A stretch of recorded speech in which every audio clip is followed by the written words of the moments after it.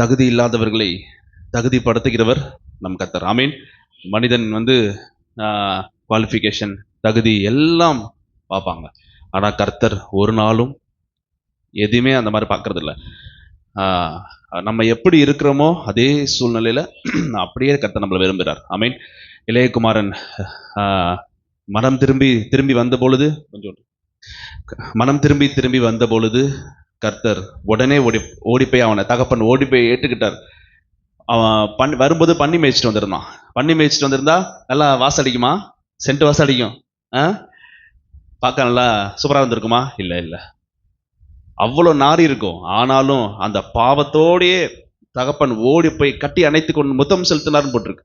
அதை படிக்கும் பொழுது அவ்வளோ ஒரு கர்த்தருடைய அன்பு, அவ்வளோ அதை விவரிக்க முடியாத அன்பு. நீங்கள் யோசிச்சு பாருங்களேன். யாராவது பக்கத்தில் அழுக்கா ஒருத்தவங்க இருந்தாங்க, நம்ம பஸ்லேயே கொஞ்சம் சரியில்லாமல் கொஞ்சம் கிளம்பாமல் சாதாரண எல்லாம் வந்தால் நம்ம என்ன பண்ண, கொஞ்சம் ஒதுங்கி உட்காந்துக்குவோம். ஆனால் அவன் எந்த கோலத்தில் வந்தான், ஆனாலும் கர்த்தர் ஓடி போய் அவனை மார்போடு அணைச்சிக்கிட்டார், முத்தம் செய்தார். அல்லேலூயா. இன்றைக்கு கர்த்தர் நம்மளோடு கூட பேசுகிற வார்த்தை லேவியராகமம் 10ஆம் அதிகாரம் எடுத்து வச்சுக்கணும். லேவியராகமம் 10ஆம் அதிகாரம் ஒரு வெளிப்பாடு ஒன்று கர்த்தர் கொடுத்தார். என்ன அப்படின்னா, மனம் மாறலை அப்படின்னா நிச்சயம் மரணத்தை ஃபேஸ் பண்ணுவாங்கன்ற மாதிரி கர்த்தர் வெளிப்படுத்தினார். யார் இன்னாரெல்லாம் சொல்ல மாட்டேன். தீர்க்க தரிசனங்கள், தீர்க்க தரிசனாவி, தீர்க்க தரிசிகளுக்குள் அடங்கி இருக்குதுன்னு போனா, தீர்க்க தரிசனம் இல்லை, சாதாரண ஆளு ஆண்டவர் வெளிப்படுத்தியிருக்காரு. யாருன்னு ரிவீல் பண்ண வேணாம், பொதுவாக சொல்லுவோம். பொதுவாக கர்த்தர் சொன்னது சொல்லாமல் இருக்க முடியாதுல்ல. நான் சம்மந்தப்பட்டவங்கள்ட்ட போய் சொன்னேன்னா அவங்க பயந்துருவாங்க. அதனால தான் பொதுவாக சொல்கிறேன். சரி, இன்றைக்கு அதுக்கேற்ற மாதிரி கர்த்தர் ஒரு செய்தி கொடுத்தார். அது எனக்கு ஆச்சரியமா இருந்துச்சு. அதை உறுதிப்படுத்தும்படியாக அதெல்லாம் நீங்கள் கவனிக்கணும்.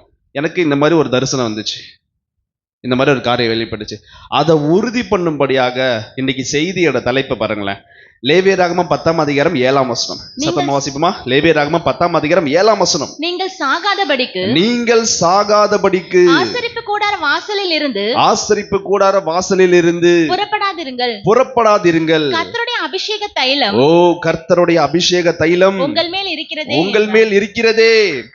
ஆமென். கரங்களை திருக்கத்தை மேம்படுத்துவோமா? கர்த்தருடைய அபிஷேக தைலம் உங்கள் மேல் இருக்கிறதே. இந்த செய்தியை ரெண்டு பகுதியா கொடுக்கிறேன். அடுத்த வாரம் மீதி பார்த்து பார்க்கலாம். இப்ப ஃபர்ஸ்ட் பாயிண்ட் மட்டும் பார்ப்போம். நீங்கள் சாகாதபடிக்கு ஆசரிப்பு கூடாரத்திலிருந்து புறப்படாதீர்கள். நீங்கள் சாகாதபடிக்கு, இன்னைக்கு தலைப்பே அதுதான். எழுதிக்கங்க. இன்னைக்கு தலைப்பே என்ன தலைப்பு? சாகாதபடிக்கு. அப்படிதான் தலைப்பு. இந்த செய்தியோட தலைப்பு சாகாதபடிக்கு. சபை பிரேயருக்கு வராதவங்கள்ட்ட போய் மறக்காம இந்த காரியத்தை சொல்லுங்க. சர்ச்சுக்கு வந்திருக்கவங்க வராம இருக்கவங்கள்ட்ட, உங்க குடும்பத்துல யாராச்சும் வராம இருந்தாங்கன்னா அவங்கள்ட்ட போய் சொல்லுங்க. அவங்களா கூட இருக்கலாம்ல, அந்த குறிப்பிட்ட நபர் அவங்களா கூட இருக்கலாம்ல. அல்ல, இன்னைக்கு செய்தியோட தலைப்பே சாகாதபடிக்கு. சர்ச்சுக்கு வராதவங்க இன்னைக்கு உங்கள்ட்ட இன்னைக்கு என்ன செய்தி கொடுத்தாப்ல அப்படின்னு கேட்டா என்ன சொல்லுவீங்க? சொல்லுங்க. சாகாதபடிக்கு. இதை நீங்க கண்டிப்பா சொல்லணும். நீங்க சொன்னீங்கன்னா தான் அவங்க பயப்படுவாங்க.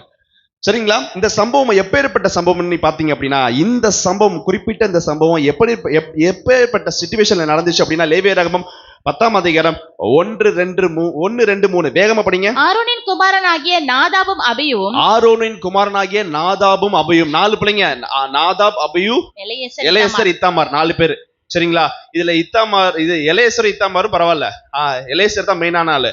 ஆனா இந்த நாதாவும் அபியும் என்ன பண்ணிட்டாங்க அப்படின்னா, பாருங்க, பாஸ்டர் பிள்ளைங்க தான். தன் தூப கலசத்தை எடுத்து அவைகளில் அக்கினியையும் அதன் மேல் தூப வர்க்கத்தையும் போட்டு, இவங்களாவே ஒரு அக்கினி தலையில இதுல போட்டு தூபத்தை போட்டு, கர்த்தர் தங்களுக்கு கட்டளையிடாத அந்நிய அக்கினியை அவருடைய சந்நிதியில் கொண்டு வந்தார்கள். அவருடைய சந்நிதியில் கொண்டு வந்தார்கள். அடுத்த வசனம். அப்பொழுது அக்கினி கர்த்தருடைய சந்நிதியிலிருந்து புறப்பட்டு அவர்களை பட்சித்து போட்டது. அவர்கள் கர்த்தருடைய சந்நிதியில் செத்தார்கள். எல்லாம் சொல்லுங்க, கர்த்தருடைய சந்நிதியில். சத்தமா, கர்த்தருடைய சந்நிதியில் செத்தார்கள். அப்பொழுது மோசே ஆரோனை நோக்கி என்னிடத்தில் சேருகிறவர்களால் என்னிடத்தில் சேருகிறவர்களாலே நான் பரிசுத்தம் பண்ணப்பட்டு சகல ஜனங்களுக்கு முன்பாக நான் மகிமைப்படுவேன் என்று கர்த்தர் சொல்லுகிறது இதுதான். ஆரோன் பேசாதிருந்தான். ஒரு மரணம் நடக்க போகுது, பேசாம நிப்பீங்க. நீங்க கண்டிக்காம நீங்க இருந்தீங்க அப்படின்னா, நீங்க பேசாம நீங்க நிப்பீங்க. ஆரோன் பேசாம அமைதியா இருந்தான். ஆண்டவர் சமூகத்துல அடி விழுந்திருக்கு பாருங்க. வெளியில நின்னா அடிச்சாருன்னா பரவாயில்ல, சர்ச்சுக்கு வரல வெளியே போய் நின்னா அடிச்சாருன்னா, உள்ள இருக்கவனுக்கே இப்படி அடினா வராதவங்களுக்கு எப்படி அடி? உள்ள இருக்கிறவங்களுக்கே இப்படி அடினா வராதவங்களுக்கு எப்பேற்பட்ட அடி உள்ள யோசிச்சு பாருங்க. போட்டிருக்கு, தெளிவா போட்டிருக்காரு, என்னிடத்தில் சேர்கிறவர்களாலே நான் பரிசுத்தம் பண்ணப்படுகிறேன் என்பதை. இதுதான்ப்பா அது, போய் பார்த்துக்கோ, இதுதான். உடனே ஆரோன் பேசாதிருந்தான்னு போட்டிருக்கு. அடுத்த வசனம் 3 படிச்சிட்டியா? 3 வரைக்கும் படிச்சிட்டியா? இப்பேற்பட்ட சிச்சுவேஷன்ல சொல்றாரு லேவியராகமம் 10ஆம் அதிகாரம் அதே 7ஆம் வசனத்துல போட்டிருக்காரு, நீங்கள் திருப்பி சொல்றாரு நீங்கள் சாகாத அல்ல, நீங்க சாகாதபடிக்கு. ஏன் 10ஆம் வசனத்துல 7ஆம் வசனத்துல சாகாதபடிக்கு போட்டிருக்கு? அண்ணன் தம்பிங்க இறந்து போயிட்டானுங்க, கூட பிறந்தவங்க. இதான் யார் இறந்து போயிட்டான்? நாதாபும் அபியும் இறந்து போயிட்டான். நல்லா யோசிச்சு பாருங்க. குடும்பத்துல ஒருத்தவங்க இறந்துட்டாங்கன்னு வச்சுக்கோங்க, சாவுக்கு போக கூடாதுன்னு சொல்றாரு ஆண்டவர் அந்த இடத்துல. நான் உங்களை சொல்ல, அந்த குறிப்பிட்ட ஆரோன்ட்ட சொல்றாரு. ஆரோன்ட்டையும் அவன் பசங்கள்ட்டையும் சொல்றாரு, எப்பா நீ வந்து ஒரு சர்ச்சில் உன்னை நான் பாஸ்டரா வச்சிருக்கேன், ஆசாரியரா வச்சிருக்கிறேன், உன் ட்ரெஸ் இதெல்லாம் கழட்டிட்டு போயிடாத, நீ இங்கேயே தரித்திருன்றாரு. நல்லா நீங்க வாசிக்கணும் அந்த வசனத்தை திருப்பி வாசிங்க. 7ஆம் வசனம் திருப்பி வாசிங்க. நீங்கள் சாகாதபடிக்கு ஆசரிப்பு கூடார வாசலில் இருந்து புறப்படாதீர்கள். சர்ச்சிலேயே இரு, அவர் சமூகத்திலேயே இருன்றார். அவர் சமூகத்தை விட்டு வெளியே போயிடாத. அவர் சமூகத்தை விட்டு வெளியே போயினா நீ சாகாதபடிக்கு செத்துருவ. ஆண்டவரோட சமூகத்தை விட்டு தூரமா போனா நீ செத்துருவ. சாகாதபடிக்கு புறப்படாதிரு. ஆண்டவர் சமூகத்திலேயே இரு, அவர் பாதத்திலேயே இரு.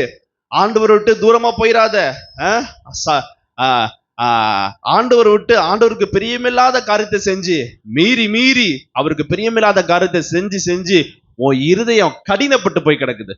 மீறி நீ தவறு செஞ்சு சாகாதபடிக்கு கர்த்தருடைய சமூகத்துல வந்து உட்காருன்றார் கர்த்தர். அல்லேலூயா. ஞாயிற்றுக்கிழமை காலை வேளையிலே கர்த்தர் நம்மளோடு கூட பேசுறார்.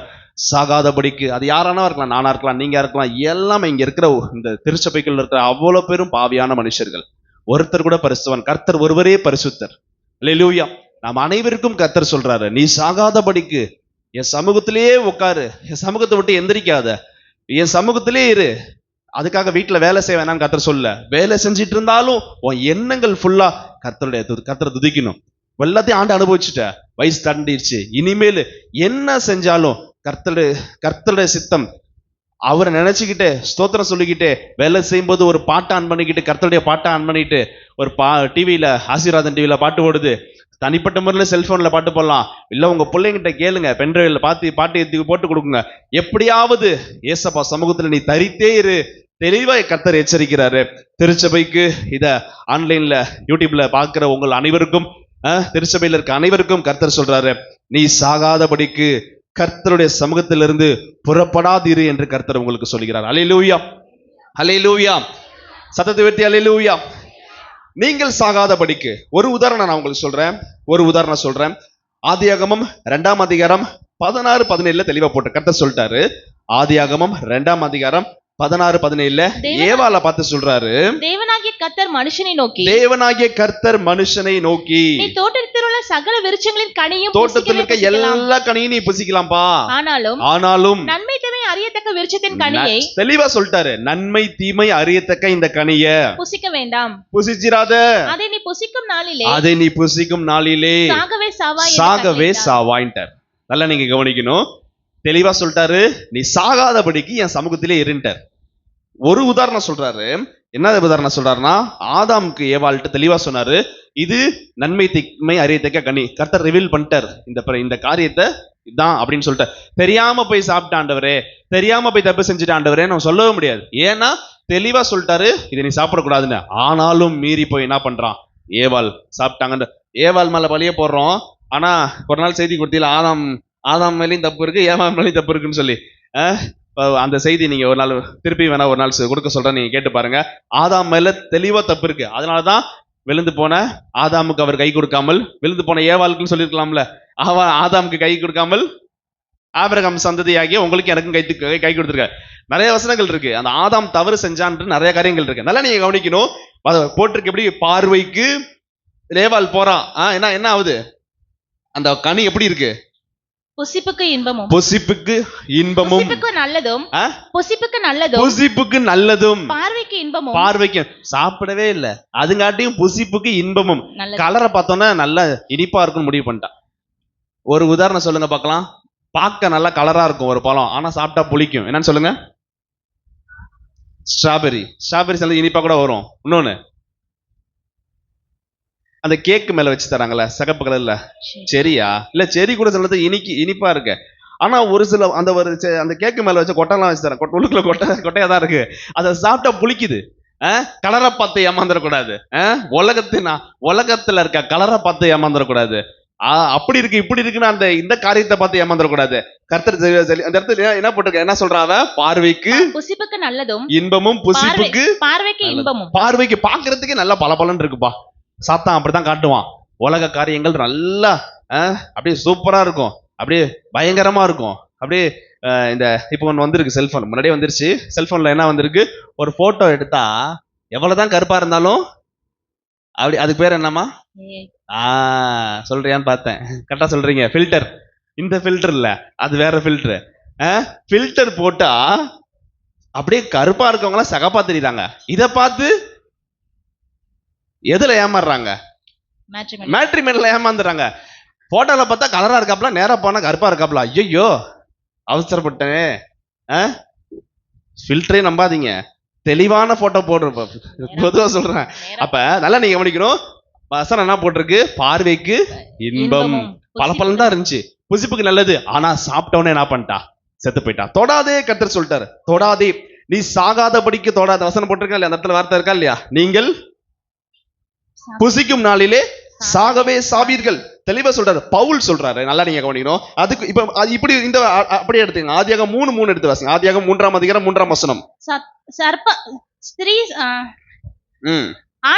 ஆனாலும் தோட்டத்தின் நடுவில் இருக்கிற விருட்சத்தின் கனியை குறித்து தேவன் நீங்கள் சாகாதபடிக்கு அதை புசிக்கவும் அதை தொடவும் வேண்டாம் என்று கர்த்தர் சொல்லுகிறார். ஏற்கனவே என்ன தலைப்பு பார்த்துட்டு இருக்கோம், இப்ப நீங்கள் சாகாதபடிக்கு கர்த்தருடைய சமூகத்தை விட்டு புறப்படாதீங்க, இங்கேயே இருங்க, அவர் பாதுகாப்புக்குள்ளே இருங்க.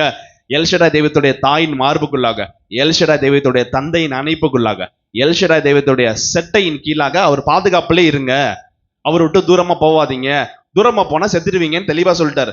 இப்ப சொல்றாரு, நீங்கள் சாகாதபடிக்கு உலகத்தின் காரியத்தை தொடவும் வேண்டாம், புசிக்கவும் வேண்டாம் என்று கர்த்தர் சொல்கிறார். அல்லேலூயா. 2 கொரிந்தியர் பவுல் அழகா சொல்றார். பவுல் மூலமா கர்த்தர் அழகா பேசுறாரு பாருங்களேன். இந்த சம்பவத்துக்கும் உங்களுக்கு என்ன கர்த்தர் சொல்ல வரான்னு பாருங்களேன். 2 கொரிந்தியர் 11ஆம் அதிகாரம் 3ஆம் வசனம்.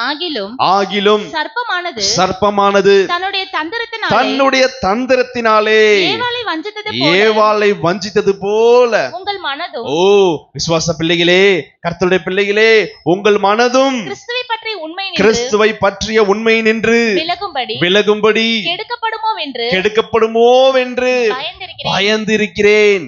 ஊழியக்காரங்க பயந்து இருக்காங்க. ஐயோ விசுவாசிகள் ஆண்டவர் விட்டு தூரமா போயிடக்கூடாது, சபைக்கே வர்றது கிடையாது, சபைக்கு வராம இப்படியே இந்த ஆத்மா பண்ணிக்கிட்டே இருக்கே, சாத்தான் வந்துச்சு வஞ்சித்துட்டு போயிருவானு சொல்லி ஊழியக்காரர்களுடைய, ஒவ்வொரு திருச்சபை ஊழியக்காரருடைய, ஒவ்வொரு பாஸ்டருடைய ஊழிய இருதயமும் பயந்து இருக்கிறது, வேதனைப்படுகிறது. அல்லேலூயா.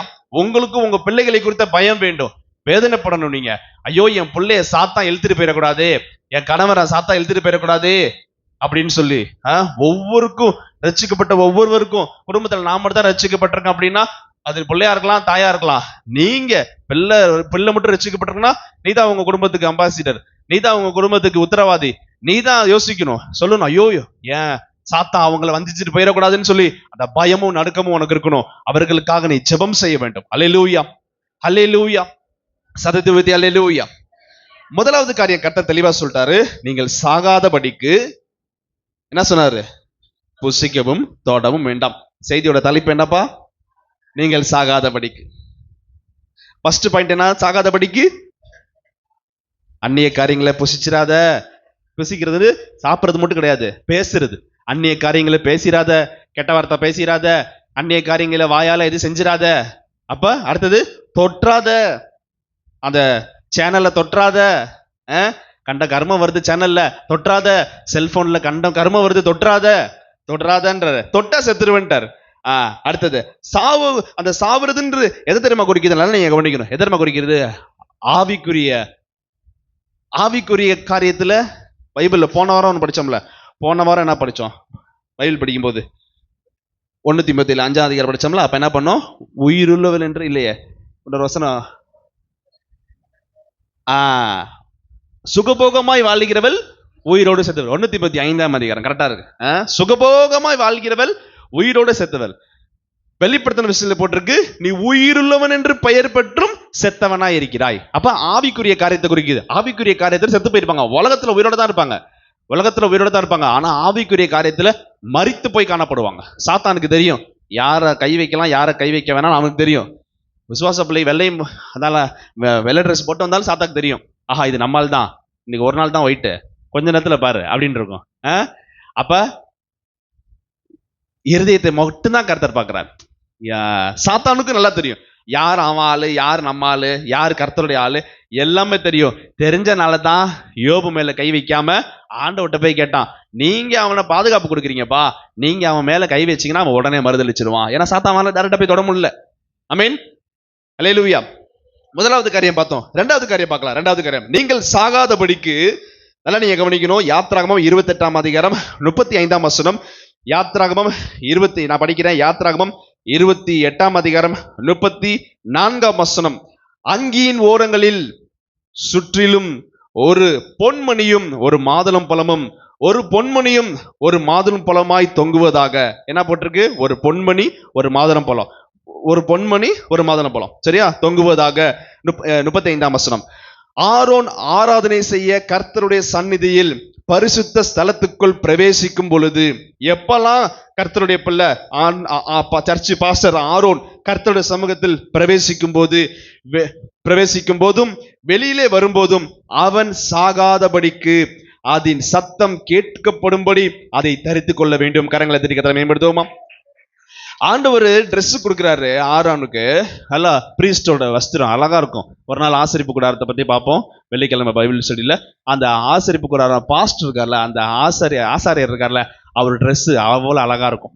அந்த ட்ரெஸ்ஸை பத்தி ஒரு நாள் பார்க்கலாம். அதுல அந்த ட்ரெஸ்ல பாத்தீங்கன்னா கீழே கடைசியில நுனியில பாத்தீங்கன்னா ஒரு மாதுளம் பழமும் மணி கோல்டுல ஒரு மாதுளம், ஒரு கோல்டு மணியும் மாதுளம் பழம் மாதிரி ஒரு டிசைன் போடுறீங்களே, டிசைனா காதுக்கு, இந்த மாதிரி மாதுளம் பழம் மாதிரி ஒரு மணி, திருப்பி கோல்டுல ஒரு மணி, மாதுளம், இந்த மாதிரி வரிசையா இருக்கணும். அது மணி சவுண்டு கேட்டுட்டே இருக்கும், சலசலன்னு சவுண்டு கேட்டே இருக்கும்.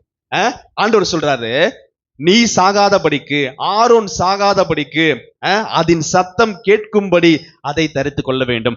எப்பெல்லாம் கர்த்தருடைய சமூகத்துக்கு வரானோ அப்பெல்லாம் அதை தரிச்சிருக்கான். நான் சொல்றது உங்களுக்கு நல்லா புரியுதா? அப்ப ரெண்டாவது காரியம் என்னது? சாகாதபடிக்கு. வசனத்தை படிச்சு சொல்லாமே, சாகாதபடிக்கு சத்தம் கேட்டுக்கொண்டே எழுதிக்கங்க. ரெண்டாவது பாயிண்ட் எழுதிக்கங்க, சாகாதபடிக்கு சத்தம் கேட்டுக்கொண்டே இருக்க வேண்டும்.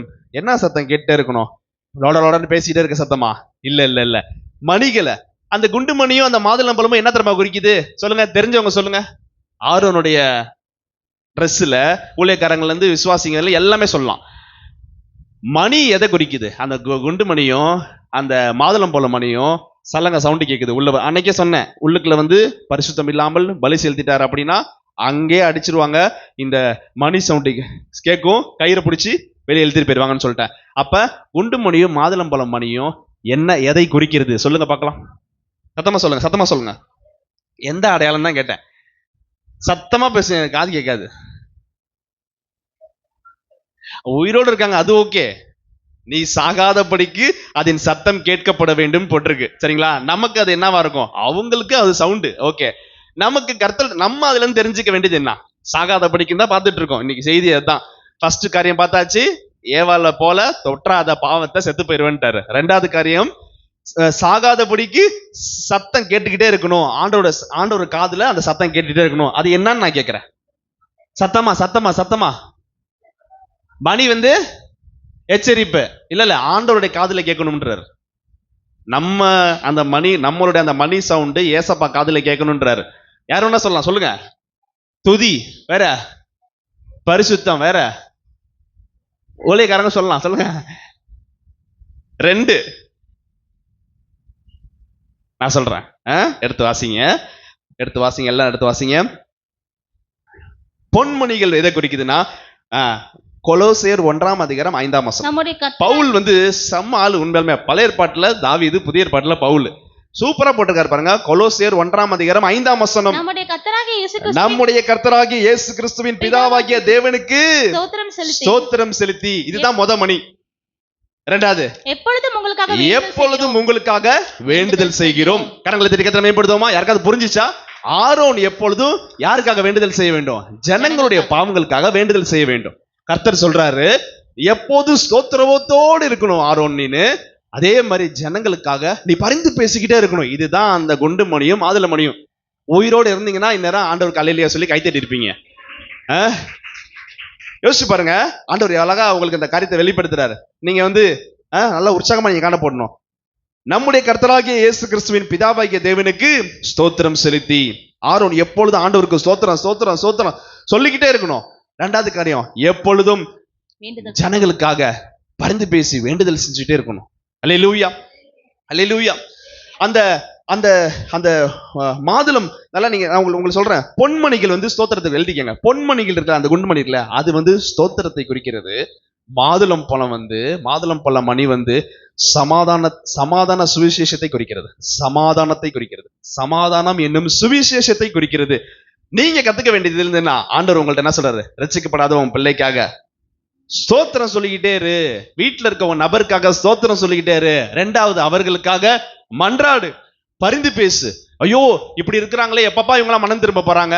உம்முடைய வருகை இருக்கமானால் நிச்சயம் நரகத்தானே போவாங்க, எப்பப்பா இவங்களாம் திருந்துவாங்கன்னு சொல்லி அவர்களுக்காக கர்த்தரிடத்துல நீ பரிந்து பேசிக்கிட்டே இரு என்று கர்த்தர் சொல்கிறார். அல்லேலூயா, சத்தமா அல்லேலூயா. சூப்பரான வார்த்தைகள் அப்படியே தொடர்ந்து இருக்கு பாருங்க. யாத்திராகமம் 28:43 போட்டிருக்கு. யாத்திராகமம் 28:43 போட்டிருக்கு. ஆரோனும் அவன் குமாரரும், நல்லா கவனிக்கணும், ஆரோனும் அவருடைய குமாரரும் பரிசுத்த ஸ்தலத்தில் ஆராதனை செய்ய, எப்பெல்லாம் திருச்சபைக்கு வராங்களோ ஆராதனை செய்ய, ஆசரிப்பு கூடாரத்துக்குள் பிரவேசிக்கும் பொழுது, பலிபீட தண்டையில் சேரும் பொழுது அக்கிரமம் சுமந்து அவர்கள் சாகாதபடிக்கு அவைகளை தரித்திருக்க வேண்டும். எவைகளை தரித்திருக்க வேண்டும்? இந்த குண்டுமணியும் மாதுளை மணியும் தெளிவா போட்டிருக்கு. அதுக்கு முன்னாடி வார்த்தை அக்கிரமம் போட்டு என்ன போட்டிருக்கு? அக்கிரமம் சுமந்து அவர்கள் அப்ப சோத்திரம் செலுத்தல, மற்றவர்களுக்காக உன் குடும்பத்தில் இருக்க ஆத்மா சத்துக்கிட்டு இருக்குன்னு தெரிஞ்சிருந்தா அமைதியா இருக்க, அவர்களுக்காக நீ பரிந்து பேசல அப்படின்னா என்ன செய்றியா? சத்தமா ஆக்கிரமம் செய்கிறோம். ஜெபம் பண்ணல, நம்ம புள்ள இப்படி போயிட்டு இருக்கே, ஐயோ நம்ம வீட்டுக்காரர் இப்படி போறாரே, நம்ம பிள்ளைங்க இப்படி போதே, நம்ம மனைவி இப்படி போதே, நான் இப்படி போறேனேன்னு சொல்லி தனிப்பட்ட முறையில் நீங்க ஒவ்வொருவரும்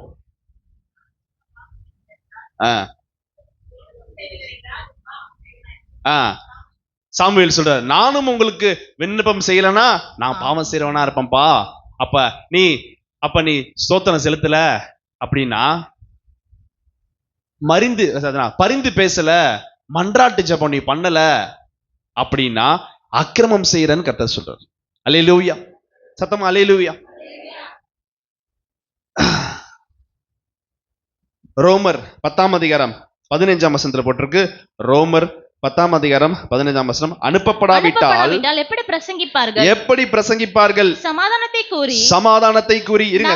சமாதானம் என்ன சொன்ன? முதல்ல மாதுளம் பண்ணிதான் சமாதானம் சொல்லியிருக்கேன். வசனம் சொல்றாரு, ஆண்டவர் சொல்றாரு, சமாதானத்தை கூறி நற்காரியங்களை சுவிசேஷமாய் அறிவிக்கிறவர்களுடைய பாதங்கள் எவ்வளவு அழகா இருக்கிறது என்று கர்த்தர் சொல்லுகிறார். சுவிசேஷ ஊழியம் செய்யறவங்கள, இந்த பரிந்து பேசுறவங்கள, வீட்டுக்காக மன்றாடி ஜெபம் பண்றவங்கள, ரட்சிக்கப்படாத ஆத்துமாக்களுக்காக, உங்க குடும்பத்துல வெளியால விட்டுருங்க, உங்க குடும்பத்துல இருக்க ரட்சிக்கப்படாத ஆத்துமாக்களுக்காக நீங்க மன்றாடி ஜெபம் போடும் பொழுது கர்த்தர் உங்களை எப்படி வர்ணிக்கிறாரு? பாதங்கள் அழகா இருக்குன்றார். என் கால் வெடிப்பா இருக்கு, கால்லாம் அப்படி இருக்கு இப்படின்னு நினைக்காத. ஆண்டவர் உன் பாதங்களை வர்ணிக்கிறாரு. பாதத்தையே இப்படி வர்ணிக்கிறாருன்னா உடம்பு ஃபுல்லா எப்படி வர்ணிப்பார்? அல்லேலூயா. அப்ப கர்த்தர் ரொம்ப விரும்புகிறது என்ன? ஸ்தோத்திரம் செலுத்து.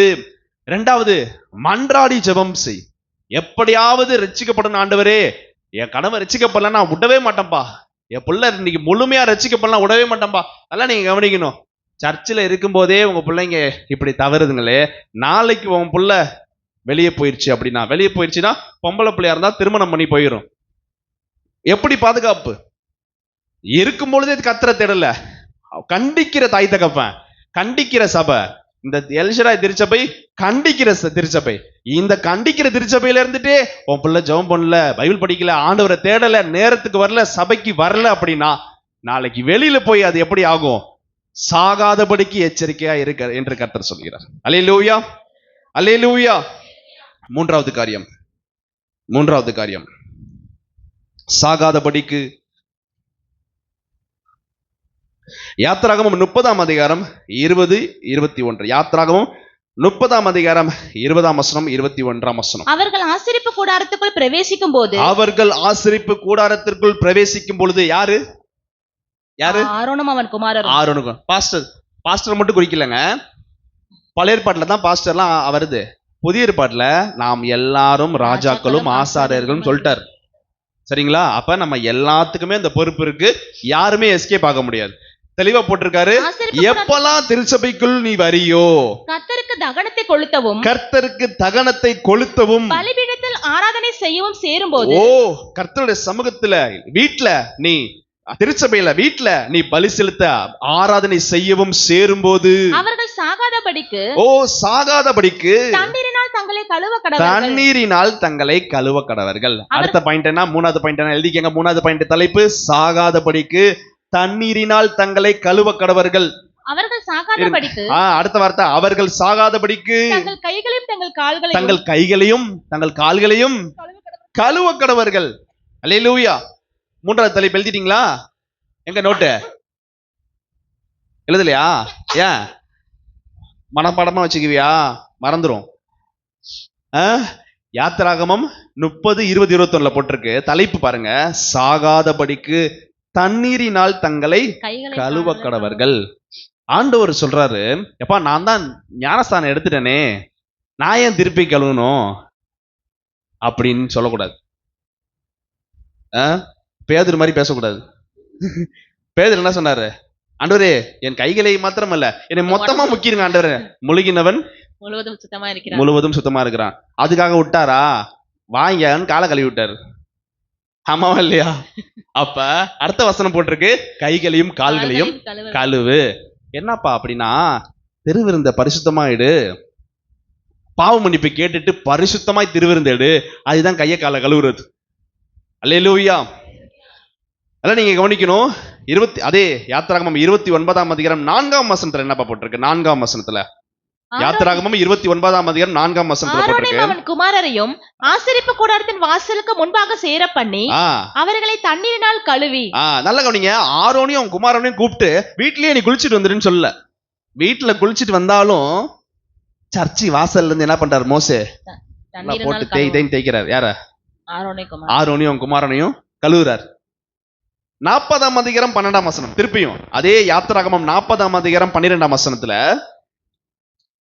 யாத்திராகமம் 40ஆம் அதிகாரம் 12ஆம் வசனம், பின்பு ஆரோனையும் அவன் குமாரரையும் ஆசரிப்பு கூடாரத்துக்கு வர செய்து அவர்களை ஜலத்தினால் ஸ்நானம் பண்ணி. ஜலத்தினால் ஸ்நானம். இந்த வார்த்தை உங்களுக்கு என்ன புரியுது? நீங்களே சொல்லுங்க. நிறைய செய்தி கேட்டிருப்பீங்க, உங்களுக்கே அழகா விளக்க சொல்ல தெரியும்.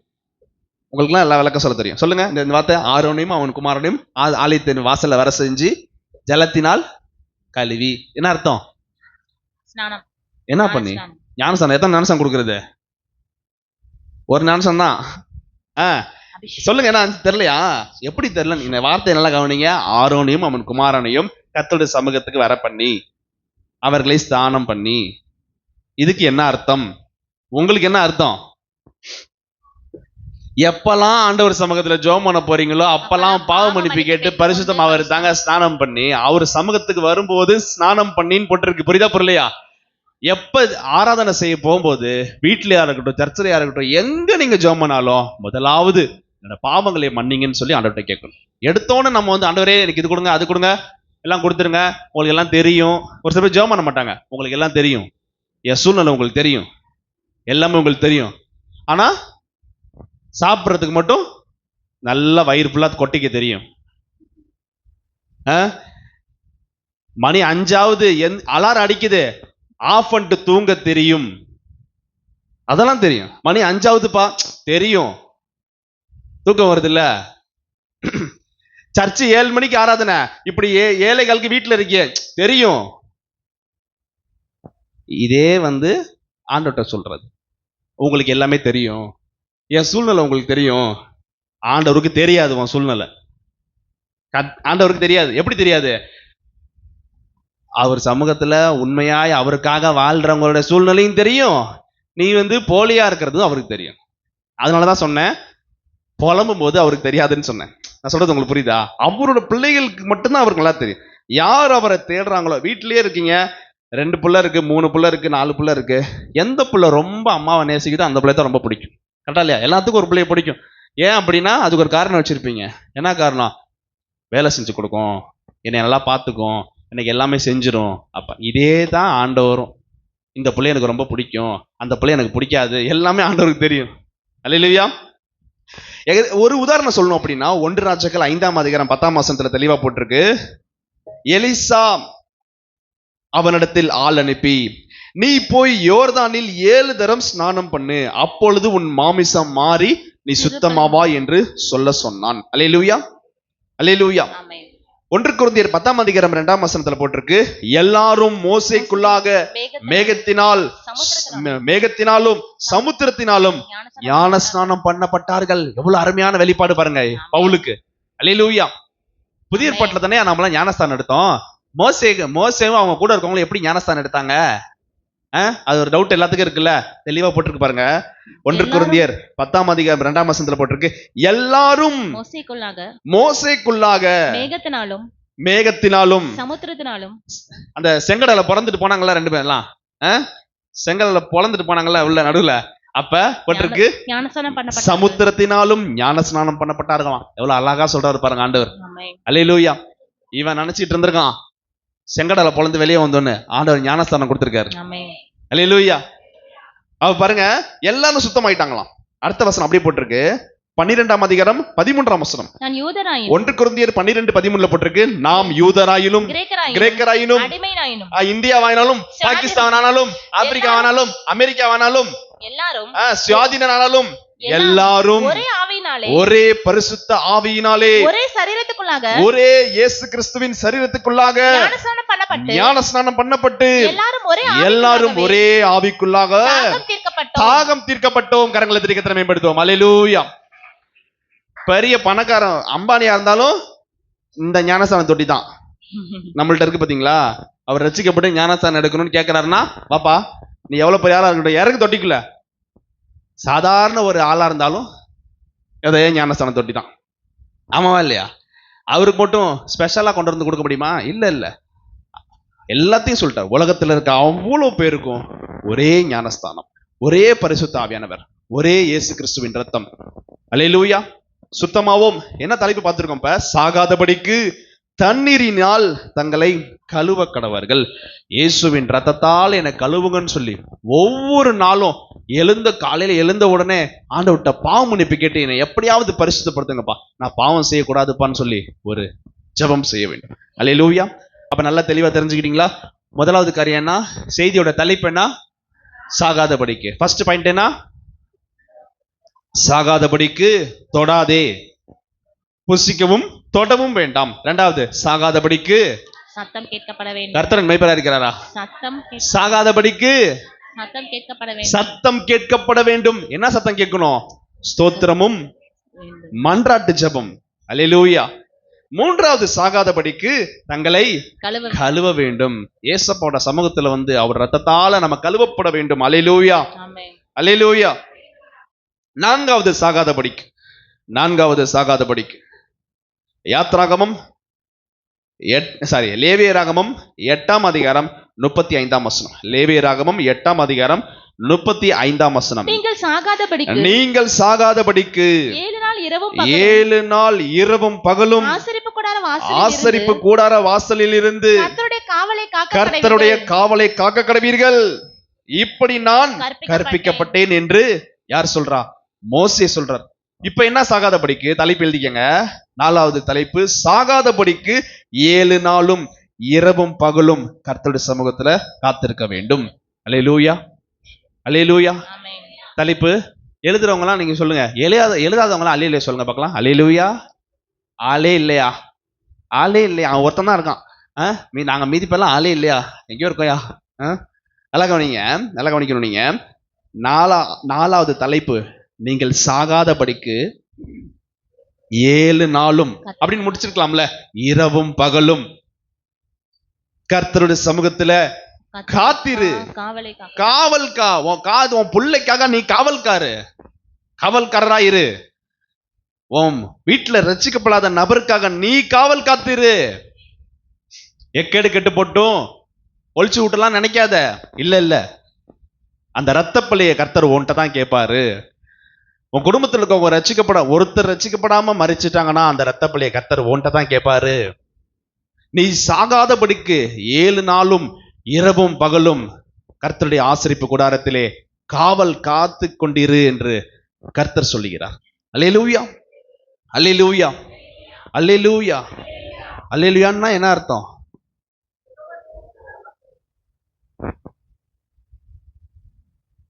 இந்த விளக்கம் எங்க பாத்தீங்க? அப்படியாக்கா? கரெக்டுக்கா, மறந்துருச்சு எனக்கு. என்ன சொன்னீங்க? யெகோவா தேவன் பிரகாசம் உள்ளவர். எல்லாம் கவனிக்கணும், எல்லாம் நீங்க கவனிக்கணும். 7 நாளும் இரவும் பகலும் சொல்லிட்டேன். யாத்திராகமம் 33ஆம் அதிகாரம் 11ஆம் வசனம். யாத்திராகமம் 33ஆம் அதிகாரம் 11ஆம் வசனம். உதாரணத்துக்கு, ஒருவன் தன் சிநேகிதனோட பேசுகிறது போல கர்த்தர் மோசேயோட முகமுகமாய் பேசினார். பின்பு அவன் பாளையத்துக்கு திரும்பினான். நூனின் குமாரனாகிய யோசுவா என்னும் அவனுடைய பணிவிடைக்காரன், வேலைக்காரனாகிய பணிவிடைக்காரனாகிய வாலிபன். வாலிப பிள்ளைகளே, வாலிப மகன்களே, வாலிப பிள்ளைகளே, வயசானவங்க தான் கோயில் கொள்ளன்னு சுத்துறாங்க. இல்ல, வாலிபன். நூனின் குமாரனாகிய யோசுவா என்னும் மோசேயோட பணிவிடைக்காரனாகிய வாலிபன் ஆசரிப்பு கூடாரத்தை விட்டு பிரியாதிருந்தான். கரங்களை தட்டி கர்த்தரை மேம்படுத்துவோம். வாலிபங்க, அவன் அனுபவிச்சிருக்கலாம்ப்பா. போயிட்டு அவன் தியேட்டருக்கு போயிருக்கலாம், சினிமாக்கு போயிருக்கலாம். இந்த காலத்துல சொல்றதா இருந்தா அவன் ஊரை சுத்தி இருக்கலாம், ஃப்ரெண்ட்ஸோட இருந்திருக்கலாம், எல்லாம் வேணா பண்ணிருக்கலாம். ஆனா வாலிப பிராயத்துல எங்க இருந்திருக்கான்? ஆசரிப்பு கூடாரத்திலே இருந்திருக்கான். ஆசரிப்பு கூடாரம்னா சர்ச்சில் மட்டும் நினைக்காதீங்க, உங்க வீட்டுல இருக்க பிரேயர் ரூம். தனிப்பட்ட முறையில் நீங்க கண்ண முடிக்கிட்டீங்கன்னா நீங்க தான் ஆசரிப்பு கூடாரம். நான் சொல்றது உங்களுக்கு புரியுதா? அப்ப ஆண்டவர் சமூகத்துல விட்டு பிரியாது இருந்தானா. வயசானவங்களாம் என்ன பண்ணுவாங்க பார்த்திருப்பீங்க, நல்ல ஆண்டு அனுபவிச்சுட்டு அப்புறம் ஒரே டூரா கிளம்புவாங்க. அங்க கன்னியாகுமரியில கிளம்புறாங்கன்னா ராமேஸ்வரம் பார்த்துட்டு, அங்க ஒரு கோயில பார்த்துட்டு, அப்புறம் திருச்செந்தூர் முருகன் கோயில் வந்துட்டு, தூத்துக்குடியில போய் அவங்க பார்த்துட்டு, அப்படியே இங்கிட்டு நாகப்பட்டினம், வேளாங்கண்ணி எல்லாம் பார்த்துட்டு, இங்க திருச்சியில வந்து ஆரோக்கியமதா கோயில பார்த்துட்டு, அப்புறம் பூண்டிக்கு போயிட்டு, அப்புறம் அங்க இங்க போயிட்டு, சென்னை போயிட்டு, அங்க போய் பாண்டிச்சேரி போயிட்டு ஒரு சுத்தி வந்துடுவாங்க. இது வயசானவங்க. என்ன வசனம் போட்டிருக்கு? வாலிபன், நூனின் குமாரனாகிய யோசுவா என்னும் மோசேயோட பணிவிடைக்காரனாகிய வாலிபன் ஆசரிப்பு கூடாரத்தை விட்டு பிரியாதிருந்தான். எவ்வளவு அருமையான ஒரு ஊழியன் பாருங்க, இவ்வளவு அருமையான புள்ள பாருங்க யோசுவா. அல்லேலூயா. ஏசப்பா சமூகத்தை விட்டு பிரியாதுன்னா அதுக்குன்னு வேலைக்கு போகாம, ஸ்கூலுக்கு போகாம, படிக்காம உட்காந்தே இருக்கதா? இல்ல. வேலைக்கு போனாலும் கைதாயா வேலை செய்யுது, மனசு ஃபுல்லா ஆண்டவர்கிட்ட இருக்கியா? கைதாயா பொம்பளைங்களுக்கு சமைக்குது, காது ஃபுல்லா பக்கத்து வீட்டுல என்ன சண்டை நடக்குது இல்ல, யூடியூப்ல ஏதாச்சும் ஒரு ஆவிக்குரிய கரைத்தை போட்டு, இல்ல டிவியில ஆசீர்வாதம் டிவி போட்டு சத்தமா பாட்டை போட்டு, இல்ல அவர் உளுந்து பேசுறாரு, அந்த செய்தியாவது கேட்கணும். சமைச்சுக்கிட்டே இருந்தாலும் காது அங்க இருக்கணும். சில பேர் காது எங்க இருக்கும்? 3வது வீட்டு இருக்கும். பக்கத்து வீட்டுல இருந்தா கூட பரவாயில்ல, அந்த வீட்டையும் தாண்டி பிள்ளைங்க ஏதாவது வந்து பேச வந்தா, சுமாரு கவனிச்சிட்டு இருக்கேன்ல, எது செய்தியா கேட்டுட்டு இருக்க, ஒட்டு கேட்டுட்டு இருக்க. ஆசரிப்பு கூடாரத்தை விட்டு பிரியாது இருக்கணும். அல்லேலூயா.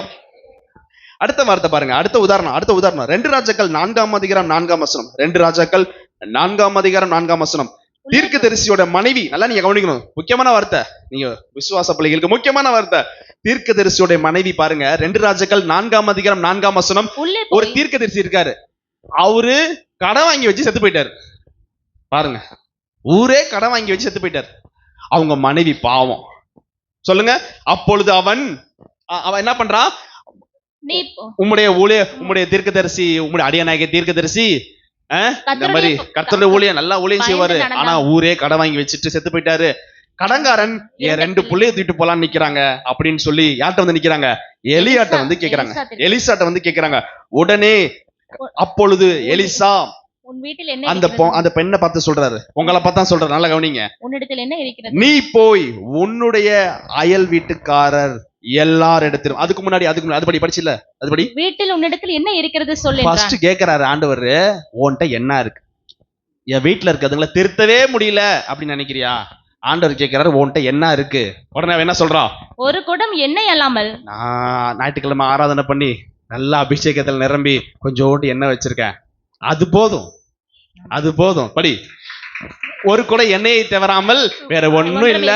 நீ போய் உன்னுடைய அயல் வீட்டுக்காரர் எல்லாரிடத்திலும் சொல்றாரு, உன் அயல் வீட்டுக்காரர் எல்லா இடத்துலயும் அநேக வெறும் பாத்திரங்களை வாங்கு. வீட்டுல சொந்தக்காரங்க ரசிக்கப்படாம இருக்காங்களா? எல்லாத்தோடைய இதையும் வாங்கி உள்ளே போய் உன் பிள்ளை நல்லா கவனி, உள்ள போய் ஊத்தி கூடின்னு சொல்ல, உள்ளே போய் உன் பிள்ளைகளுடன் உள்ளே நின்று கதவை பூட்டி, உள்ள போய் கதவை பூட்டு. சில பேர் வீட்டுக்குள்ள எப்ப போனாலும் கதவு திறந்தா இருக்கும். திறந்த வீட்டுல நாய் பூந்த மாதிரி எப்ப பார்த்தாலும் கதவு பான்னு திறந்திருக்கும். அவங்களுக்கு கூச்சமே போயிருக்கும். இல்ல ஆண்டவர் சொல்றாரு, உள்ளே போய் கதவை பூட்டி அந்த பாத்திரங்கள் எல்லாவற்றிலும் வார்த்து, இந்த கொஞ்சோண்டு ஜபம் வச்சிருக்கீல, கொஞ்சோண்டு ரசிக்கப்பட்டிருக்கீல, கொஞ்சோண்டு பலன் இருக்குல்ல, கொஞ்சோண்டு அபிஷேகம் என்ன வச்சிருக்கீல, எல்லாத்து மேலேயும் ஊத்து. புள்ள மேல தலையை கவிச்சு ஜோம் பண்ணு. வீட்டுக்காரர் தூங்கும் போது தள்ள கவிச்சு ஜோம் பண்ணு. பிள்ளைங்க தூங்கும் போது தள்ள கவிச்சு ஜோம் பண்ணு. பிள்ளைய ஃபேமிலி பேருக்கு கூப்பிடு, குடும்ப ஜபத்துக்கு கூப்பிட்டு ஜோம் பண்ணி எல்லாத்து மேலேயும் ஊத்து. நிறைந்ததை ஒரு பக்கத்தில் வை என்றார். நிறைஞ்சதை ஒரு பக்கத்துல வெய்யு. ஒரு பிள்ளையாவது தேரும். ஜெபம் பண்ண கூப்பிட்டீங்கன்னா ஒரு பிள்ளையாவது தேரும். ஒன்ன கூட்டி பக்கத்துல வச்சுக்கோ. அவள் தன் பிள்ளைகளுடன் கதவை பூட்டி கொண்டு இவர்கள் பாத்திரங்களை அவளிடத்தில் கொடுக்க அவள் அவைகளில் வார்த்தாள். எப்படி? இப்ப நீ ஜெபம் பண்ணது இல்லாம உன் புள்ள ஜெபம் பண்ணுது. நீ உன் பிள்ளைங்க எல்லாம் சேர்ந்து ஜெபம் பண்ணி ரட்சிக்கப்படாதவன் குடும்பத்துல இருக்க மத்தவங்கள ரட்சிக்கப்படுறாங்க போட்டிருக்கு. பிள்ளைகள் கொடுக்க அவங்க அம்மா வாங்கி ஊத்த அந்த பாத்திரங்கள் நிரம்பி எல்லா பாத்திரமும் நிரம்பிடுச்சு. எல்லாமே நிரம்பும். குடும்பத்துல இருக்க எல்லா ரட்சிப்பின் பாத்திரமும் நிரம்பும். அல்லேலூயா. படி. அவன் தன் மகன் ஒருவனை பார்த்து, இன்னும் ஒரு பாத்திரம் கொண்டு வா என்றான். அதற்கு அவன் வேற பாத்திரம் இல்லை. இல்லப்பா, குடும்பத்துல இருக்கங்க எல்லாமே ரட்சிக்கப்பட்டு எல்லாமே சபைக்கு போறோம்ப்பா, இனிமேல் ஆதாயம் பண்றதுக்கு இல்ல, வெளியே போய் ஆதாயப்படுத்து. அல்லேலூயா. இனி பாத்திரம் இருக்கா? உங்க அத்தை இது ரட்சிக்கப்படாம இருக்கா? உங்க அத்தை புள்ள மாமா அது ரட்சிக்கப்படாம இருக்காரா? இல்ல புள்ள சொல்லுவோம், நான் ஜெபம் பண்ணி என் குடும்பமே குலம் கோத்திரமே ரட்சிக்கப்பட்டோம். அல்லேலூயா. அடுத்து என்ன பண்றீங்க? உடனே ஓடி போய் தீர்க்கதரிசிட்ட சொல்றான், உடனே விற்று கடனை அடைச்சுக்கோ, சந்தோஷமா இரு. மீந்ததை நீயும் உன் பிள்ளைகளும் ஜீவனம் பண்ணுங்கள். மீஞ்சதை வச்சு நீயும் உன் பிள்ளையும் ஜீவனம் வாழ்நாள் ஃபுல்லா வச்சுக்கோ. என் பாத்திரம் நிரம்பி வழிகிறது. என் ஜீவனுள்ள நாளெல்லாம் நன்மையும் கிருபையும் என்னை தொடரும். நானும் என் பிள்ளையும் ஜீவனம் பண்ணுவோம். கர்த்தருடைய வீட்டிலே நீடித்த நாட்களாய் நிலைத்திருப்போம். அல்லேலூயா. அல்லேலூயா. கர்த்தர் உங்களோடு தான் பேசிட்டு இருக்காரு. அல்லேலூயா. நீங்கள் சாகாதபடிக்கு என்ன போட்டிருக்கு? 7 நாளும் இரவும் பகலும் ஆசரிப்பு கூடாரத்தை விட்டு பிரியாதிருங்கப்பா. ஆண்டவர் சமூகத்தை விட்டு பிரியாதீங்க. வேலை செஞ்சாலும் உங்கள் எண்ணங்கள் ஃபுல்லா ஆண்டவர் மேலே இருக்கணும். ஏசப்பா ஏசப்பா ஸ்தோத்திரம் ஸ்தோத்திரம் சொல்லிக்கிட்டே இருக்கணும். அல்லேலூயா. அல்லேலூயா. அல்லேலூயா. அப்பா, 3வது அல்லேலூயாக்கு தான் பாதி பேர் முடிச்சிருக்காங்க. பாத்தீங்கன்னா ஸ்தோத்திரம் எப்படி சொல்லுவாங்க சொல்லுங்க? ஒவ்வொருத்தரும் ஒரு விதமா சொல்றாங்க. ஒருத்தவங்க ஸ்தோத்திரம்ன்றாங்க, ஒருத்தவங்க தோத்திரம்ன்றாங்க. ஆமா இல்லையா? போய் வாழ்க்கையில தோத்துட்டு வந்திருப்பாங்க போல, தோத்திரம்ன்றாங்க. ஸ்தோத்திரம் சொல்றாங்க. அப்புறம் ஒரு சில பேர் தோஸ்திரம்ன்றாங்க. ரொம்ப தோசை பிடிக்கும் போல உங்களுக்கு, தோஸ்திரம்ன்றாங்க. அன்னைக்கு ஒரு பொண்ணு யூடியூப்ல ஸ்தோத்திரம் ஸ்தோத்திரம் ஸ்தோத்திரம் ஸ்தோத்திரம் இல்ல லைவ் போட்டிருக்காரு பாஸ்டர். ஒரு பொண்ணை ஆராதனை பண்ணிட்டு இருக்காரு. அது எடுத்தாலும் ஸ்தோத்திரம் ஸ்தோத்திரம் ஸ்தோத்திரம். எனக்கு திருப்பி தாங்கல. ஸ்தோத்திரமா ஸ்தோத்திரம் அல்லேலூயா. பைபிள்ல எப்படி எழுதியிருக்கு? ஸ்தோத்திரம். அல்லேலூயா. சரி, சிரிப்பு கிரிப்பு காட்டினாதான் முழிக்கிறீங்க. இப்ப என்ன போட்டிருக்கு? எத்தனை பேர் குடும்ப ஜெபம் பண்றீங்க கை தூக்குங்கன்னு சொல்ல மாட்டேன். ஏன்னா பாதி பேர் தர்ம சங்கடமாயிரும். உங்களை கஷ்டப்படுத்த மாட்டேன். குடும்ப ஜெபம் நீங்க செய்யணும். பிள்ளைகளோடு சேர்ந்து நீங்க கதவு போட்டு ஜெபம் பண்ணாதான் சாகாதபடிக்கு தப்பிக்க முடியும். அல்லேலூயா. லூக்கா 18:7 அப்படி நீங்கள் குடும்பமா நீங்க பிள்ளையை கூட்டி ஜெபம் பண்ணீங்க அப்படின்னா வசனம் சொல்றாரு, அந்தபடியே தேவன் தம்மை நோக்கி இரவும் பகலும். என்ன வார்த்தை படிச்சோம்? 7 நாளும் இரவும் பகலும் படிச்சோமா? இங்க அழகா வசனம் சொல்றாரு பாருங்க. அந்தபடியே தேவன் தம்மை நோக்கி இரவும் பகலும் கூப்பிடுகிறவர்களாகிய தம்மால் தெரிந்து கொள்ளப்பட்டவர்களாகிய உங்களுடைய விஷயத்தில் நீடிய பொறுமை உள்ளவராயிருந்து உங்களுக்கு நியாயம் செய்யாதிருப்பாரோ என்று கர்த்தர் சொல்லுகிறார். அல்லேலூயா, அல்லேலூயா, அல்லேலூயா. ரொம்ப நாள் ஜெபம் பண்ணிட்டு இருக்கேன்பா, நடக்கலையே. இல்ல, நீடிய பொறுமையா இருந்து கர்த்தர் உங்களுடைய காரியத்துக்கு நிச்சயம் நியாயம் செய்வார்.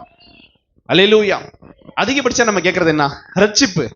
வேற எதுவுமே நம்ம கேட்க மாட்டோம். காசு பண்ணலாம், இன்னைக்கு ஒரு நாளைக்கு போயிடும். செத்தா என்னத்த கொண்டு போறோம்?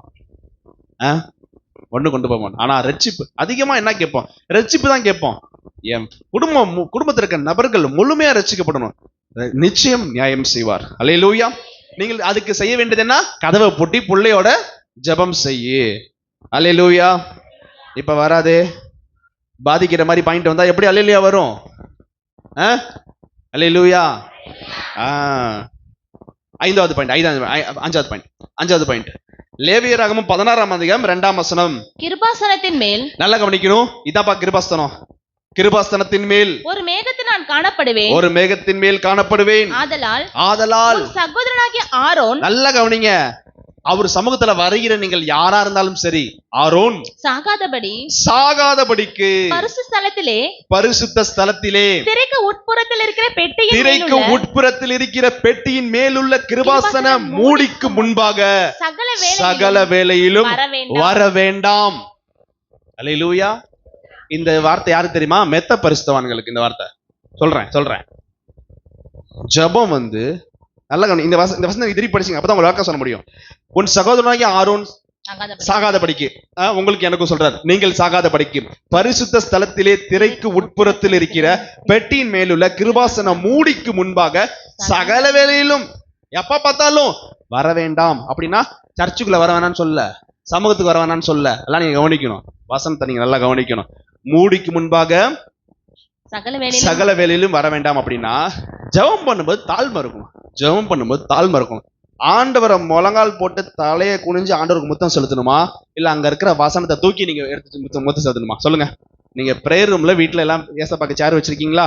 அதுல வசனம் போட்டிருக்கீங்களா? முழங்கால் போட்டு தலையை தாழ்த்தி உங்க நெத்தி தரையில படிகிற அளவுக்கு நீங்க முழங்கால் போட்டு நன்றி சொல்லு அவருக்கு வணக்கம் செலுத்துவீங்களா? இல்ல அங்க இருக்கிற ஒரு வசனத்தை எடுத்து அப்படி சொல்லுவீங்களா?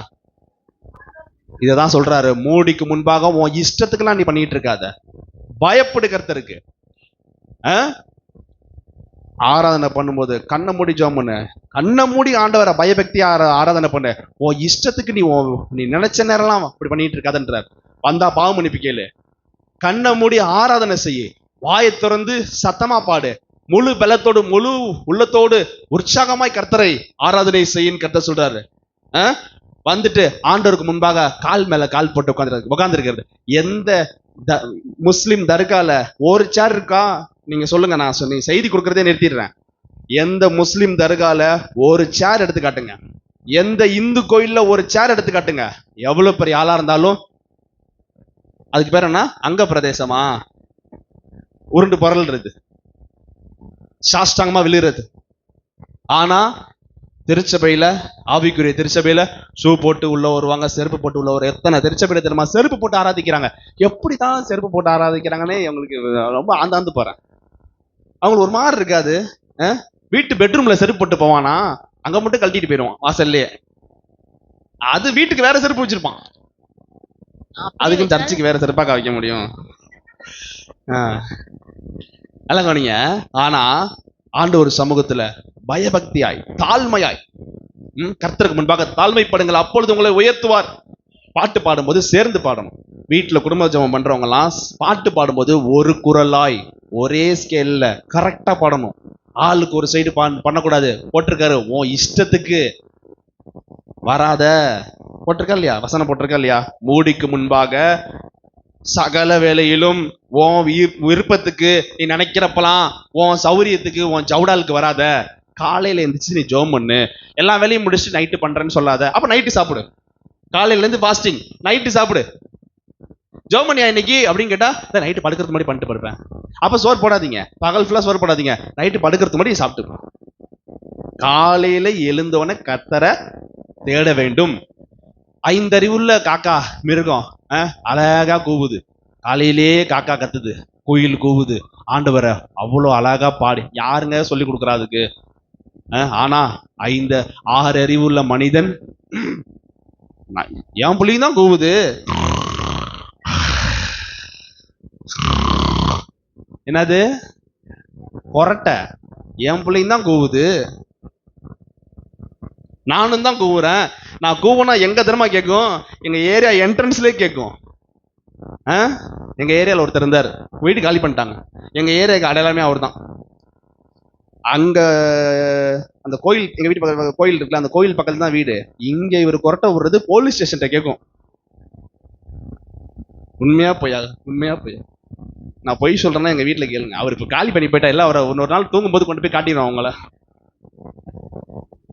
காலையில எழுந்தவுடன் கர்த்தரை ஜெபம் பண்ணு, பைபிள் படி, சோத்திர பள்ளி காலையிலேயே படி. ஜெபம் பண்ணிரு. டைம் இருந்துச்சு, கொஞ்சம் கொஞ்சம் இருக்குன்னா ஓகே, அன்னைக்கு பகல் ஃபுல்லா பண்ணலாம். ஆனா முதல்ல தேடிரு. நான் தேடவே மாட்டேன், நான் நைட்டு தான் ஜெபம் பண்ணுவேன். இல்ல, இந்த இடத்துல என்ன போட்டிருக்கு? ஓ இஷ்டத்துக்கு வராத, வெள்ளை ட்ரெஸ் போடு. வெள்ளை ட்ரெஸ் போட சொன்னா வெள்ளை ட்ரெஸ் போடு. பயபக்தியா இரு. சட்டையில எல்லா பட்டன் போடணும். பெண்கள் முக்காடு போடணும். அவர் சமூகத்துல கரெக்டா இருக்கணும். எல்லா காரியத்திலையும் ஊழியத்துல கீழ்ப்படிஞ்சு கரெக்டா இருக்கணும். மூடிக்கு முன்பாக ஓயாம வராத. ஓயாம வராத எப்படி எடுத்துக்கலாம்? தகுதி இல்லாம வந்துடாத. வசனம் முன்னாடி வார்த்தை போட்டிருக்கு, நீ சாகாதபடிக்கு, உன் இஷ்டத்துக்கு வராத. அல்லேலூயா, அல்லேலூயா, அல்லேலூயா. சர்ச்சுக்கு நைட்டி போட்டு வந்து ஜெபம் பண்ணாத. சில பேர் என்ன பண்ணுவாங்க, நைட்டி போட்டு வரலாம். ஐயோ நான் தப்பா சொல்ல, நைட்டி நல்ல ட்ரெஸ், நல்லா கவனிக்கும். எங்க வராதன்றாரு? கிருபாசனம் மூடிக்கு வராதன்றாரு. சர்ச்சு இப்ப இந்த சைடு கிராஸ் பண்ணி போறீங்க, நைட்டி போட்டிருக்கீங்க, லுங்கி போட்டிருக்கீங்க, வந்து ஜெபம் பண்றீங்க, தாராளமா ஜெபம் பண்றீங்க, பண்ணலாம், தப்பு கிடையாது. அந்த கதவை திறந்து இங்க வந்து படுத்துருவாங்க சில பேர். எப்படி? நைட்டி போட்டு இங்க வந்து பயபக்தியாயிரு. கர்த்தர் அதை வெறுக்கிறாரு. சாகாதபடிக்கு நைட்டி போட்டு வராதன்றாரு. சாகாதபடிக்கு சர்ச்சுக்கு அரையும் குறையுமா ட்ரெஸ் போட்டு வராத. சாகாதபடிக்கு உடம்பு தெரியுற மாதிரி ட்ரெஸ் போட்டு வராத. சாகாதபடிக்கு ஆண்களை விழ வைக்கிற மாதிரி வராத. ஆண்கள்லாம் பாவம். உலகத்துல ரொம்ப பாவமா இருக்கு, ஒரே பாவமா இருக்குன்னா சர்ச்சுக்கு வர்றாங்க. இங்க வந்து பார்த்து கண்ணை மூடி ஜெபம் பண்ணலாம்னா அங்கிட்டு ஆபாசமா உடை அணிகிறாங்க. இல்ல, கர்த்தர் சொல்றார், எச்சரிக்கிறார், சாகாதபடிக்கு நல்ல ட்ரெஸ் போட்டு சர்ச்சுக்கு வா என்று உங்களுக்கு எச்சரிக்கிறார். அல்லேலூயா. இப்ப நான் சொன்னது உங்களுக்கு இல்ல, நான் கேமரா பார்த்து சொன்னேன். வெளியில கேட்கிறேன் உங்களுக்கு. அல்லேலூயா. என்னாகமம் 4ஆம் அதிகாரம் 20ஆம் வசனம். என்னாகமம் 4ஆம் அதிகாரம் 20ஆம் வசனம். ஆரோனும் அவன் குமாரரும் வந்து அவர்கள் அவனவனை அவனவன் செய்யும் வேலைக்கும் அவனவன் சுமக்கும் சுமைக்கும் நியமிக்க கடவர்கள். நல்லா கவனிங்க, அவங்கவங்க வேலையை பார்க்கணும். அவர்களோ சாகாதபடிக்கு, திருப்பி சொல்றாரு, சாகாதபடிக்கு பரிசுத்தமானவைகள் மூடப்படும் போது இங்க வந்துடாதப்பா. ஸ்டேஜுக்கு வரும்போது நீ ஜெபம் பண்ண போகும்போது நல்ல ட்ரெஸ்ஸா போட்ட நீ வந்து ஜெபம் பண்ணு. நீ சர்ச்சுக்கு வரலாம், சாதா ட்ரெஸ் போட்டு சர்ச்சுக்கு வரலாம், தப்பா சொல்ல. அதான் முன்னாடியே சொல்லிட்டேன், நீ நைட்டி போட்டு கடைக்கு போறீங்க, ஒரு ட்ரெஸ் போட்டு கடைக்கு போறீங்க, அப்படி கிராஸ் பண்றீங்க, ஐயோ ஆண்டவர் சமூகத்துக்கு போறேன், வா அப்பா உன்னை கூப்பிடுறாரு, வந்து அவர் சமூகத்துல ஜெபம் பண்ணு. ஆனா எங்க இந்த ஜெபம் பண்ணுன்னு ஒன்று இருக்கு. பயபக்தியா இருக்கணும். இந்த கதவை திறந்துட்டு உள்ள வந்து இந்த சாதா ட்ரெஸ் போட்டு இங்க ஜெபம் பண்ணக்கூடாது. பயபக்தியா இருக்கணும். வசனம் போட்டிருக்கு, அவன் வேலை செய்யறத அவன் செய்யட்டும், அவர்கள் சாகாதபடிக்கு பரிசுத்தமானவைகள் மூடப்படும் போது பார்க்கிறதற்கு உட்பிரவேசியாமல் வந்துராதன். நான் சொல்றது பாயிண்ட் புரியுதா உங்களுக்கு? நீ சர்ச்சுக்கு வாண்ட, எப்படி வேணா வாண்டாரு. இங்க வரும்போது ரொம்ப நல்ல ட்ரெஸ்ஸா போட்டு நீ வந்து ஜெபம் பண்ணு. நல்ல ட்ரெஸ்ஸா உடலை மூடி ஒரு பரிசுத்தமாய். அதே நைட்டி போட்டு ஏதாச்சும் ஒரு ஆபீஸ் போகுமா? லுங்கி கட்டிட்டு ஏதாச்சும் ஒரு ஆபீஸ் போகுமா? அப்பெல்லாம் என்ன பண்ணுவோம், புது புடவைய கட்டிட்டு எல்லாம் அடிச்சு வெளியே துரத்தி விட்டுருவாங்க. ஆபீசரை பாக்குறதுக்கு ஆபீசர் மாதிரி போறது. அதே போல ராஜாவை பார்க்கறதுக்கு மணவாட்டியா வரணும். மணவாட்டி வேலைக்காரி மாதிரி வரக்கூடாது. சொல்ற புரியுதா புரியலையா? மணவாட்டி அலங்கரிச்சு வருவாங்களா, இல்லைன்னா அழுக்கு ட்ரெஸ் போட்டு வருவாங்களா? அழகா மேக்கப் பண்ணி சூப்பரா அப்பா ஒரு சமூகத்துக்கு வரும்போது, எப்பெல்லாம் ஒரு சமூகத்துக்கு வரும்போதோ அழகா மேக்கப் பண்ணி சூப்பரா வரணும். அல்லேலூயா, அல்லேலூயா. எத்தனாவது பாயிண்ட் பார்த்திருக்கோம்? அஞ்சாவது பாயிண்ட். நீங்கள் சாகாதபடிக்கு பாயிண்ட் எழுதிக்கங்க, இந்த தலைப்பு எழுதிங்க. அஞ்சாவதுக்கு தலைப்பு எழுதிக்கங்க. இப்ப சாகாதபடிக்கு எல்லா வேலையிலும் பெட்டியின் முன் வர வேண்டாம். சாகாதபடிக்கு ஆயத்தம் இல்லாமல் எல்லா வேலையிலும் பெட்டிக்கு முன் வர வேண்டாம். சாகாதபடிக்கு எல்லா வேலையிலும், அது ஆயத்தம் இல்லாமல், அது சாகாதபடிக்கு ஆயத்தம் இல்லாமல் எல்லா வேலையிலும்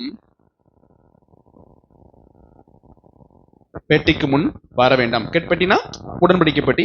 அவர் சமூகம் ஏசப்பா உட்கார்ந்து இருக்கிற இந்த இடம். அதான் அதெல்லாம் புரிஞ்சுட்டீங்களா? அடுத்தது ஆறாவது பாயிண்ட். மொத்தம் எத்தனை பாயிண்ட்? மொத்தம் 7 பாயிண்ட் தாங்க. ஆறாவது பாயிண்ட். இப்பதான் பாதி பேத்துக்கு ஐயோ ஆண்டவரே ஸ்தோத்திரம்பா 5 நிமிஷத்துல முடிச்சிடுவான். ஆறாவது பாயிண்ட். லேவியராகமம் 10ஆம் அதிகாரம் 7ஆம் வசனம். லேவியராகமம் 10ஆம் அதிகாரம் 7ஆம் வசனம். நீங்கள் சாகாதபடிக்கு ஆசரிப்பு கூடார வாசலிலிருந்து புறப்படாதிருங்கள்.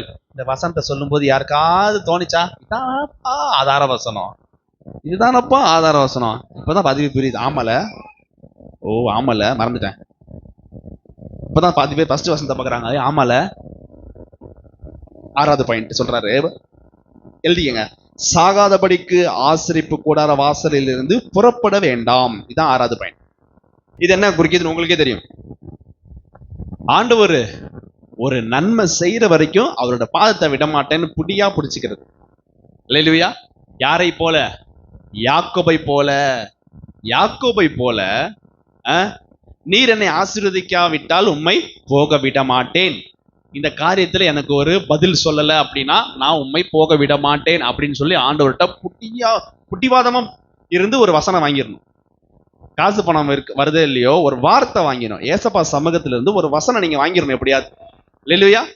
ஒரு காரியத்துக்கு ஜெபம் பண்றீங்க, ஒரு காரியம் நடக்க போற ஏதாச்சும் ஒரு காரியம் ஜெபம் பண்றீங்க, அவர் சமூகத்துல மறுநாள் பட்டி நல்லா ஆவில் நிரம்பி ஜெபம் பண்ணி அப்படியே உபவாசம் இருந்து, உபவாசம் முடிஞ்சு ஆண்டவரே என்னோடு கூட பேசுங்கன்னு சொல்லி வேத வசனம் படிக்கலாம். இந்த வசனம்லாம் இது வச்சிருப்பீங்கல்ல பாக்ஸ்ல, அதுல இருந்து ஜெபம் பண்ணிட்டு ஒரு வார்த்தை எடுக்கலாம். அப்ப ஆண்டவரோட சமூகத்தை விட்டு புறப்படாதிருங்கள். அல்லேலூயா. தெளிவா சொல்லிட்டாரு. அவர் உங்கள்கிட்ட பேசலன்னா எந்த காரியத்தையும் செய்யாத, செஞ்சினா நிச்சயம்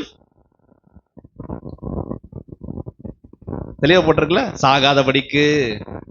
அந்த காரியம் நடக்கிற மாதிரி இருக்கலாம், நிறைவு இருக்காது, திருப்தி இருக்காது, தவறாதான் போய் முடியும், தீமையா போய் முடியும்.